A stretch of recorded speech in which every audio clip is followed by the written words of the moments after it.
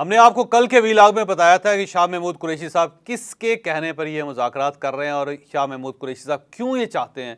कि हर सूरत ये मुज़ाकरात कामयाब हों। और इसके साथ साथ एक दरख्वास्त की, बल्कि दो दरख्वास्तें जा रही हैं। सब्तैन खान साहब जो पंजाब असम्बली के साबिक़ स्पीकर थे उनकी तरफ से, और मुश्ताक गनी साहब जो खैबर पख्तूनख्वा के साबिक़ स्पीकर हैं उनकी तरफ से एक मुतालबा किया जा रहा है कि हमारी हुकूमतें दोनों सूबों में बहाल की जाएं। ये पटिशन क्यों तैयार हो रही है और इस पटिशन के पीछे क्या मकसद है, हम आज के वीलॉग में आपको ये भी बताएंगे।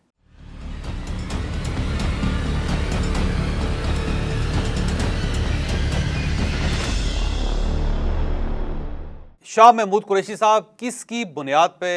ये मुज़ाकरात को कामयाब होता हुआ देखना चाहते हैं, ये तो मैं आपको अभी बताऊंगा, डेफिनेटली बताऊंगा।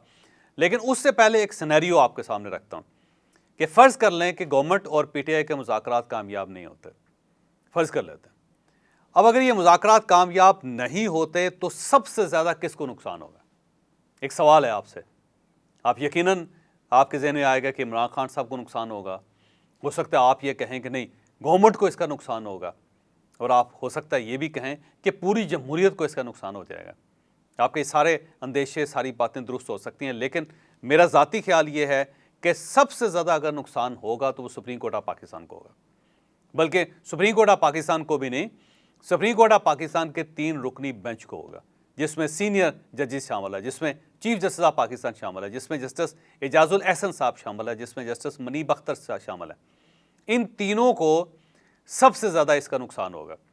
और कैसे? अब सवाल ये कि कैसे नुकसान होगा। सीधी बात है कि इस वक्त अगर इस सारे इशू में सबसे ज़्यादा अगर कोई फंसा हुआ है तो वो सुप्रीम कोर्ट ऑफ पाकिस्तान है, क्योंकि सुप्रीम कोर्ट ऑफ पाकिस्तान एक डिसीजन दे चुकी है और उस डिसीजन में ये कहा गया कि 14 मई को हर सूरत इलेक्शन होंगे और हुकूमत पाकिस्तान 21 अरब रुपए हर सूरत इलेक्शन कमीशन को देगी, और अगर हुकूमत पाकिस्तान नहीं दे रही तो स्टेट बैंक देगी। और साथ ही सुप्रीम कोर्ट ऑफ पाकिस्तान का ये 3 रुकनी बेंच मामलात को वहाँ ले गया है कि जहाँ से अब सुप्रीम कोर्ट ऑफ पाकिस्तान की वापसी मुमकिन नहीं है। तो सुप्रीम कोर्ट ने, बल्कि चीफ जस्टिस साहब ने खुद एक दरमियान का रास्ता निकाला कि किसी न किसी तरीके से सियासतदानों को एक मेज़ पे बिठा दिया जाए और उनको ये तजवीज़ दी जाए कि आप मेहरबानी करके एक दिन इलेक्शन के लिए कोई ना कोई फ़ैसला कर लें, कोई भी फ़ैसला कर लें। क्या आप 14 मई को इलेक्शन करवाना चाहते हैं पूरे पाकिस्तान में, आप वो कर लें।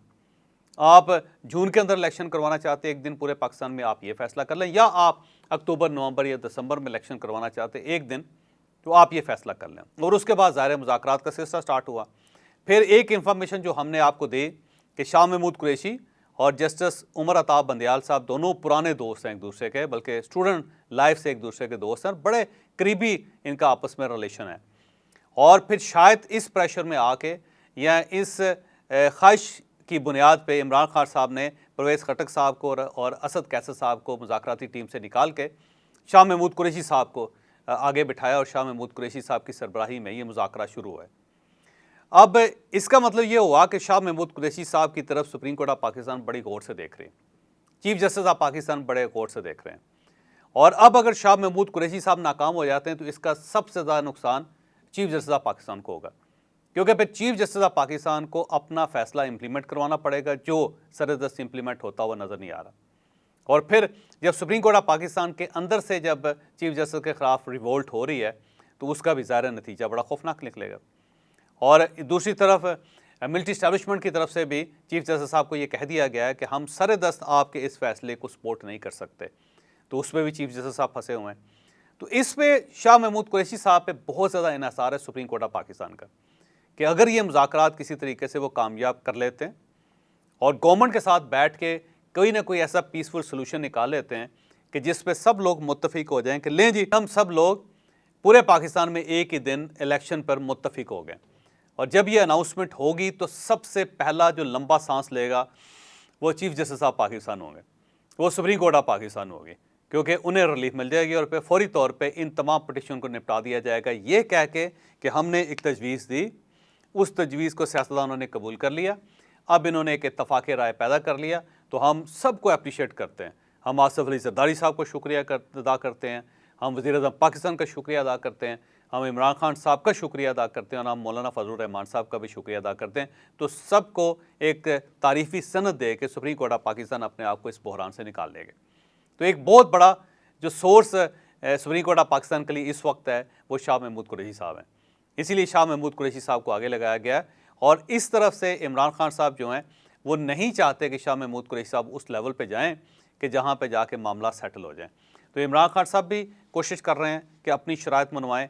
और दूसरी तरफ से PDM के लोग भी अपनी शराइत मनवाना चाह रहे हैं, लेकिन इस तरफ से शाह महमूद कुरैशी साहब और दूसरी तरफ से आसिफ अली जरदारी साहब ये चाहते हैं कि ये मुज़ाकरात कामयाब हो जाए, क्योंकि इससे शाह महमूद कुरैशी साहब का प्रोफाइल बड़ा हो जाएगा। सुप्रीम कोर्ट ऑफ पाकिस्तान इनको अप्रिशिएट करेगी और ये अपना हक़ के दोस्ती अदा करें। और दूसरी तरफ से आसिफ अली जरदारी साहब ने जिन जिन लोगों से ये वादा किया हुआ है कि मैं इस मामले का एक पीसफुल सोल्यूशन निकालूंगा, वो भी सुरखरू हो जाएंगे। वो भी आसिफ अली जरदारी साहब को अप्रिशिएट करेंगे कि वेल डन सर, आपने कमाल कर दिया, आप वाकई बहुत बड़े सियासतदान हैं। तो उस तरफ आसिफ अली जरदारी साहब और इस तरफ शाह महमूद कुरैशी साहब। तो अब ये सारी गेम जो है दो प्लेयर्स के दरमियान चल रही है और इसका जो सबसे बड़ा बेनिफिशियरी होगा वो चीफ जस्टिस ऑफ पाकिस्तान और सुप्रीम कोर्ट ऑफ पाकिस्तान होगी। तो ये जो मैंने पिछले वीलाग में आपको बताया था कि यहाँ शाह महमूद कुरैशी साहब का क्या कंसर्न है, उनका क्या इंटरेस्ट है, तो वो इंटरेस्ट ये है और इस इंटरेस्ट की बुनियाद पर शाह महमूद कुरैशी साहब की पूरी कोशिश है कि कुछ दरमियान का रास्ता निकाल के सब लोगों को इत्तफाक करवा लिया जाए कि नहीं, ये फ़लाँ तारीख है, इस तारीख पे अगर इलेक्शन हो जाए तो हम सब के लिए बेहतरीन होगा। मेरा ख्याल है 23 सितंबर वो तारीख होगी जिस पे शाह महमूद कुरैशी साहब सबको कायल कर लें। और अगर 23 सितंबर को इलेक्शन हो जाते हैं तो गवर्नमेंट भी लूज़ नहीं करेगी, क्योंकि गवर्नमेंट 13 अगस्त तक गवर्नमेंट चला लेगी अपनी,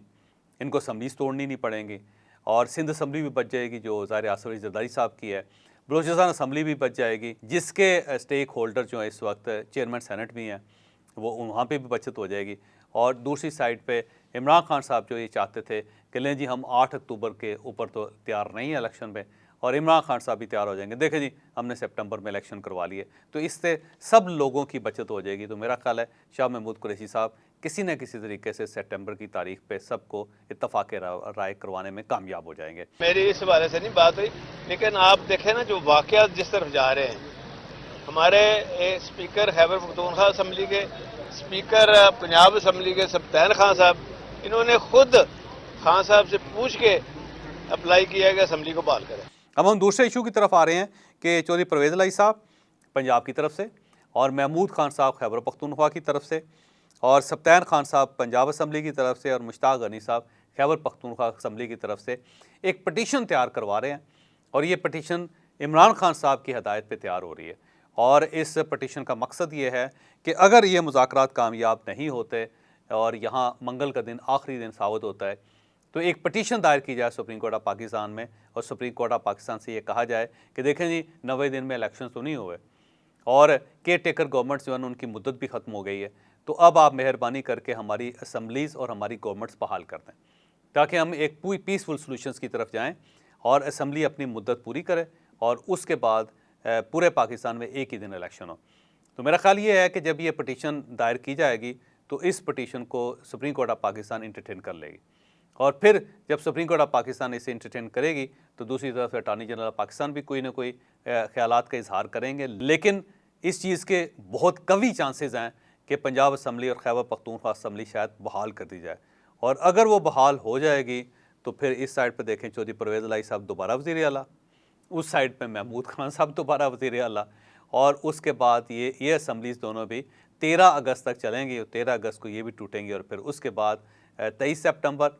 या फिर 8 अक्टूबर को फिर इलेक्शन होंगे। तो गेम के अंदर एक ट्विस्ट ये भी आ गया। तो आने वाले दिनों में देखें कि ये ट्विस्ट क्या कारनामा सर अंजाम देता है, और अगर ये कामयाब नहीं होता तो दूसरी तरफ से ये कामयाब हो जाएंगे, और जब ये कामयाब हो जाएंगे तो उससे भी सुप्रीम कोर्ट ऑफ पाकिस्तान इस किस्म का फ़ैसला करके अपने आप को सारे बहरान से बाहर निकाल लेगी।